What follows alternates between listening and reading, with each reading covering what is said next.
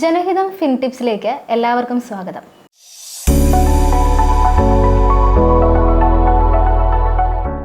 ഇന്ന് നമ്മൾ സംസാരിക്കാൻ പോകുന്നത് ഫിക്സഡ് ഡെപ്പോസിറ്റും മ്യൂച്വൽ ഫണ്ടും തമ്മിലുള്ള വ്യത്യാസം എന്തൊക്കെയാണെന്നാണ്. പലർക്കും സംശയമുള്ള ഒരു കാര്യമാണ് നിക്ഷേപങ്ങൾ എങ്ങനെയാണ് വേണ്ടതെന്ന്. അതിനെപ്പറ്റിയുള്ളൊരു ബേസിക് ഐഡിയ ആണ് ഇന്ന് നമ്മൾ തരാൻ പോകുന്നത്. ശരിക്കും ഫിക്സഡ് ഡെപ്പോസിറ്റും അതുപോലെ തന്നെ മ്യൂച്വൽ ഫണ്ടും തമ്മിലുള്ള വ്യത്യാസം എന്തൊക്കെയാണ്? ഫിക്സഡ് ഡിപ്പോസിറ്റ് എന്ന് പറയുന്നത് ബാങ്കിലോ അല്ലെങ്കിൽ മറ്റ് ധനകാര്യ സ്ഥാപനങ്ങളിലോ ഒരു നിശ്ചിത കാലയളവിലേക്ക് പണം നിക്ഷേപിക്കുന്നതിനെയാണ് നമ്മൾ ഫിക്സഡ് ഡിപ്പോസിറ്റ് എന്ന് പറയുന്നത്. സാധാരണയ്ക്ക് ബാങ്കുകളാണ് ഫിക്സഡ് ഡിപ്പോസിറ്റ് സ്വീകരിക്കുന്നതിൽ പ്രധാനപ്പെട്ട ആളുകൾ. അപ്പോൾ ആ നിശ്ചിത ഡിപ്പോസിറ്റിന് ഒരു നിശ്ചിത ശതമാനം പലിശയുണ്ടായിരിക്കും. അപ്പോൾ എവറിത്തിങ് ഫിക്സഡ് ആണ്. എന്നുവെച്ചാൽ നമ്മൾ ഒരു പണം നിക്ഷേപിക്കുമ്പോൾ അത് എത്ര കാലത്തേക്കാണ്, എത്രയാണ് പണം, എത്രയാണ് പലിശ, ഈ കാര്യങ്ങളൊക്കെ ഫിക്സഡ് ആണ്. അപ്പോൾ അതിൻ്റെ റിട്ടേണും നമുക്ക് ഏകദേശം ഫിക്സഡ്, നമുക്കറിയാം. നമ്മുടെ പ്ലാനിങ് എല്ലാം അതിനനുസരിച്ച് നടത്താം. അതേസമയത്ത് മ്യൂച്വൽ ഫണ്ട് എന്ന് പറയുന്നത് നിരവധി ആളുകൾ അവരെന്ത് ചെയ്യുക, അവരുടെ പണം ഒരുമിച്ച് ചേർത്ത് അത് സ്റ്റോക്കിലോ ബോണ്ടിലോ മറ്റു സെക്യൂരിറ്റികളിലോ നിക്ഷേപിക്കുന്നതാണ് മ്യൂച്വൽ ഫണ്ട്. അത് ഫണ്ട് മാനേജേഴ്സാണ് ഇത് ഹാൻഡിൽ ചെയ്യുന്നത്. തീർച്ചയായിട്ടും സ്റ്റോക്ക് ഉള്ളത് കൊണ്ട് തന്നെ റിസ്ക് ഉണ്ട്. പിന്നെ വ്യത്യാസം എന്ന് പറയുന്നത് കാലാവധി എന്ന് പറയുന്ന സാധനം ഉണ്ടല്ലോ, അത് അത്ര നമ്മുടെ മറ്റേതുപോലെ ഫിക്സഡ് ഡിപ്പോസിറ്റ് പോലെ ഫിക്സഡ് അല്ല. നമുക്ക് ഈസി ആയിട്ടും പണമാക്കി മാറ്റാൻ പറ്റും. അതാണ് വ്യത്യാസമുള്ളത്. ഗ്രോത്ത് നോക്കുകയാണെങ്കിൽ ഈ ഫിക്സഡ് ഡിപ്പോസിറ്റിന് ഒരു 6% ആണെങ്കിൽ നമ്മുടെ മ്യൂച്വൽ ഫണ്ടിന് ഇതുവരെയുള്ള ഒരു കണക്കനുസരിച്ച് പറയുന്നത് 12% വരെ നമുക്ക് റിട്ടേൺ കിട്ടും. അപ്പോൾ ഏകദേശം ഡബിൾ ആണുള്ളത്. ഇപ്പോൾ റിസ്കിന്റെ കാര്യം പറഞ്ഞു, അതുപോലെ റിട്ടേൺ, ലോക്കിൻ പീരീഡ്, അതൊക്കെ നോക്കുമ്പോൾ ഇത് തമ്മിലുള്ള വ്യത്യാസങ്ങൾ എങ്ങനെയാണ്? ഓക്കെ, അപ്പോൾ റിസ്കിന്റെ കാര്യത്തിലേക്ക് നമ്മൾ ഒന്നുകൂടി വരാം. കാരണം എന്താ, റിസ്ക് എന്ന് പറയുന്നത് നേരത്തെ പറഞ്ഞു 6% നമുക്ക് നേട്ടം കിട്ടുന്നേ ഉള്ളൂ. 6% നമുക്ക് പലിശയാണ് കിട്ടുന്നത്. ആ പലിശ കിട്ടുന്നത് താരതമ്യേന ഏറ്റവും റിസ്ക് കുറഞ്ഞ നിക്ഷേപങ്ങളിൽ ഒന്നാണ് ഫിക്സഡ് ഡിപ്പോസിറ്റ്.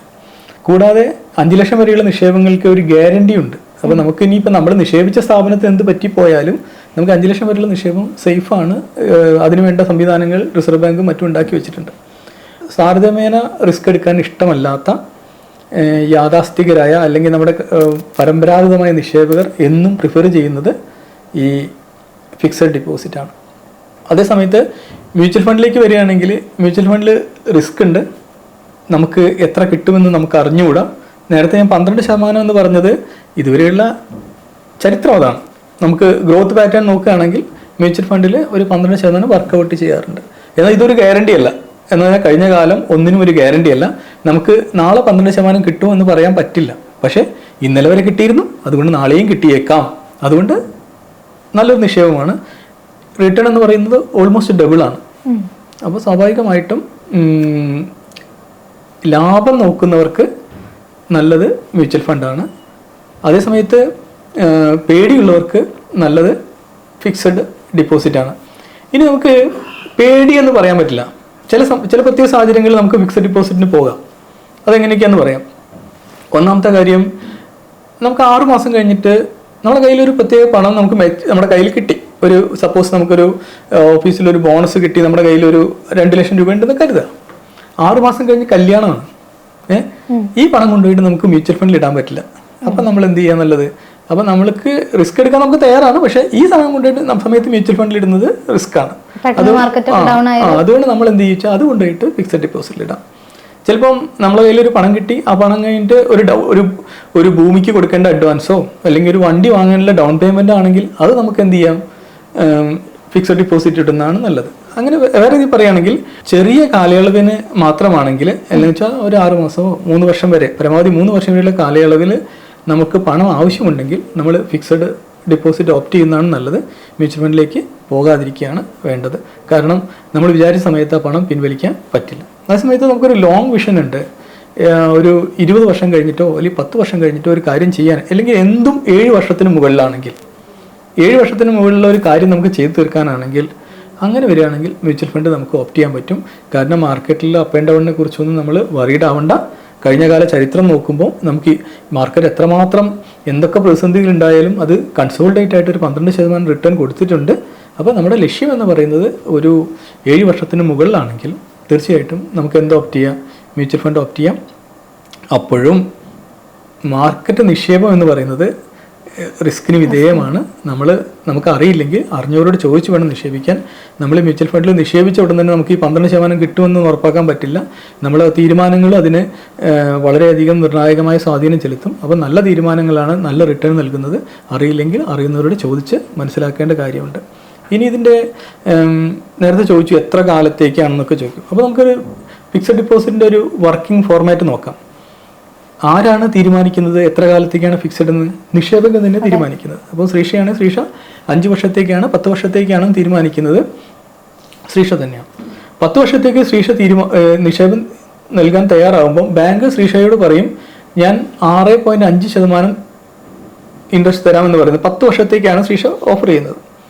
പക്ഷേ ഒരു വർഷം കഴിഞ്ഞിട്ട് ശ്രീഷ അത് ബ്രേക്ക് ചെയ്യാൻ വേണ്ടി ചെല്ലുമ്പോൾ ബാങ്ക് ചെറിയൊരു പെനാൽറ്റി ഈടാക്കും. കൂടാതെ ചിലപ്പോൾ ശ്രീഷയ്ക്ക് എന്ത് ചെയ്യില്ല, ശ്രീഷയ്ക്ക് നേരത്തെ ഓഫർ ചെയ്ത് 6.5 തരില്ല. 10 വർഷത്തേക്ക് ശ്രീഷ കീപ്പ് ചെയ്യുകയാണെങ്കിൽ 6.5 തരാമെന്നാണ് പറഞ്ഞിരിക്കുന്നത്. ശ്രീഷ ഒരു വർഷം കഴിഞ്ഞ് 2 വർഷം കഴിഞ്ഞ് ബ്രേക്ക് ചെയ്യാൻ ചെല്ലുമ്പോൾ 6.5 തരില്ല, ചിലപ്പോൾ 5.75 ഒക്കെ തരുള്ളൂ. അപ്പം നമുക്ക് മ്യൂച്വൽ ഫണ്ട് പോലെ നമ്മുടെ ലിക്വിഡിറ്റി അല്ലെങ്കിൽ പണമാക്കാനുള്ള കഴിവ് എന്താണ്, അത്ര ഫിക്സഡ് ഡിപ്പോസിറ്റിൽ അത്ര എളുപ്പമല്ല. നമുക്ക് നഷ്ടങ്ങൾ സംഭവിച്ചേക്കാം. എന്നാലും ഒരു വലിയ ലോക്കൊന്നുമല്ല. കാരണം ഇപ്പം പുതിയ ബാങ്കുകളൊക്കെ എന്ത് ചെയ്തെന്ന് വെച്ചാൽ സാലറി കിട്ടിക്കഴിഞ്ഞാൽ അതിലൊരു എമൗണ്ട് നമ്മൾ ഫിക്സഡ് ആക്കാൻ പോലും അനുവദിക്കുന്നുണ്ട്. കുറഞ്ഞ ദിവസങ്ങളിലേക്ക് ഫിക്സഡ് ആക്കാനും അതിന് കുറഞ്ഞ ഒരു 4%, 4.5% ഇൻട്രസ്റ്റ് തന്നുകൊണ്ട് നമ്മൾ ഫിക്സഡ് ആക്കാൻ വേണ്ടി പ്രേരിപ്പിക്കുന്നുണ്ട്. പറ്റും. പക്ഷെ നമ്മൾ ബ്രേക്ക് ചെയ്യുമ്പോൾ അതിൻ്റെതായ ചെറിയ പെനാൽറ്റി നമ്മൾ കൊടുക്കേണ്ടി വരും.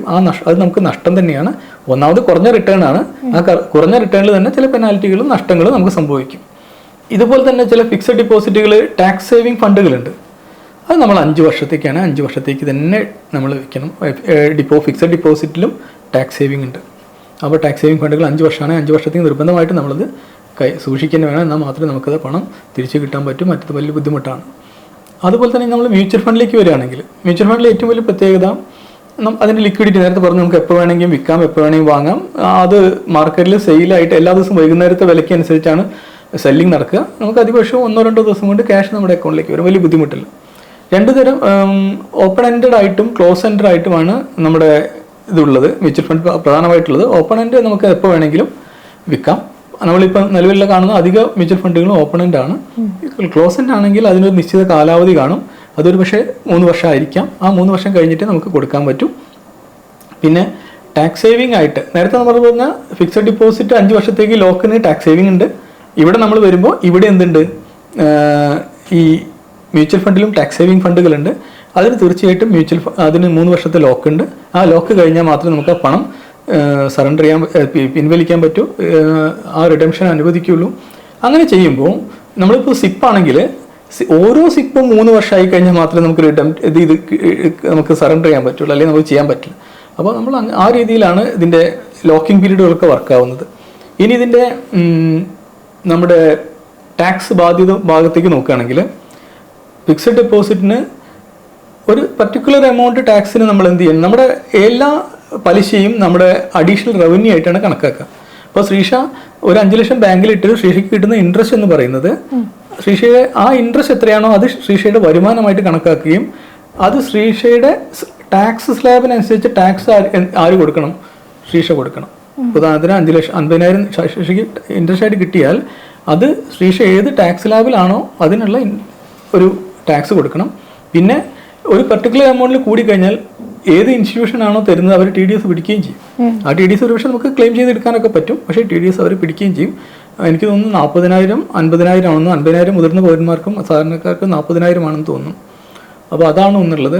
ഇനി മ്യൂച്വൽ ഫണ്ടിൻ്റെ അവിടേക്ക് പോവുകയാണെങ്കിൽ മ്യൂച്വൽ ഫണ്ടിൽ നമ്മൾ 2 തരത്തിലാണ്. അവിടെ നമ്മുടെ മൂലധന വർധനമാണല്ലോ നടക്കുന്നത്.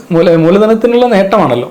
ആ മൂലധനത്തിനുള്ള നേട്ടമാകുമ്പോൾ ആ നേട്ടത്തിന് നമ്മൾ ഒരു വർഷത്തെ താഴെയാണെങ്കിൽ 20%, ഒരു വർഷത്തിന് മുകളിലാണെങ്കിൽ 12.5 മറ്റോ ആണെന്ന് പുതിയ സ്ലാബ്. അപ്പോൾ ആ ഒരു ടാക്സ് നമ്മൾ കൊടുക്കണം. അപ്പോൾ നികുതി 2 ഇടത്തുണ്ട്. അതേ സമയത്ത് 2ലും നികുതി ഇളവുള്ള സ്കീമിലാണ് നമ്മളുള്ളതെങ്കിൽ നമുക്ക് 1.5 ലക്ഷം വരെയുള്ള ആ ഒരു ബ്രാക്കറ്റിൽ എത്രമാത്രം കിഴിവെടുക്കാൻ പറ്റും അത്രമാത്രം നമുക്ക് കിഴിവെടുക്കാനും പറ്റും. അപ്പം ലക്ഷ്യം സാമ്പത്തിക നേട്ടമാണെങ്കിൽ നമുക്ക് മ്യൂച്വൽ ഫണ്ടാണ് നല്ലത്. അതല്ല സേഫ്റ്റിയാണ് വേണ്ടത്. നമുക്ക് നമ്മുടെ പണം കുറച്ച് കാലത്തേക്ക് കഴിഞ്ഞാൽ നമുക്ക് ആവശ്യമുള്ളതാണെങ്കിൽ ഒരു ചുരുങ്ങിയ കാലയളവിൽ മാത്രം നമുക്ക് ഫ്രീ ആയി നിന്ന പണമാണെങ്കിൽ നമുക്ക് ഫിക്സഡ് ഡിപ്പോസിറ്റ് ആണ് നല്ലത്. അപ്പോൾ അത് ലക്ഷ്യം പണത്തിന് എത്രമാത്രം റിസ്ക് എടുക്കാൻ നമുക്ക് പറ്റും, ഇത്തരം കാര്യങ്ങളൊക്കെ ആശ്രയിച്ചിട്ടാണ് നമുക്ക് ഫിക്സഡ് ഡിപ്പോസിറ്റ് വേണോ അല്ലെങ്കിൽ മ്യൂച്വൽ ഫണ്ട് വേണോ എന്ന് തീരുമാനിക്കേണ്ടത്. ഇപ്പോൾ പറഞ്ഞതിൽ നിന്ന് ഫിക്സഡ് ഡെപ്പോസിറ്റും മ്യൂച്വൽ ഫണ്ടും തമ്മിലുള്ള വ്യത്യാസങ്ങളും അതുപോലെ തന്നെ അതിൽ വരുന്ന നികുതി ഇളവുകളെ പറ്റിയൊക്കെ മനസ്സിലായെന്ന് വിചാരിക്കുകയാണ്. ഈ വിഷയത്തിൽ എന്തെങ്കിലും സംശയങ്ങളുണ്ടെങ്കിൽ കമൻറ്റ് ചെയ്യുക. ഇതിൽ കൂടുതൽ സംശയങ്ങൾക്ക് മറുപടിയുമായി നമ്മൾ വീഡിയോ ചെയ്യുന്നതായിരിക്കും. എന്തായാലും മറ്റൊരു വീഡിയോയുമായി വീണ്ടും കാണാം.